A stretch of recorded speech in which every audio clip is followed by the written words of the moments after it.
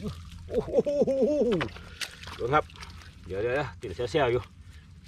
ปลาเสียมโอ้เบิ่งห่าวเดียวใจเย็นเอาเบิ่งครับเบิ่งพี่น้องปลาเนื้ออ่อนหรือว่าบานห่าวเอิญปลาเสียมนะครับ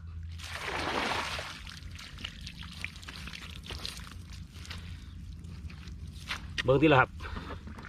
ต้องปลาขาวหน่อยต้องปลาเค็งหน่อยเปรียบเลยเอาไปเห็ดปลาแดกไว้เนาะ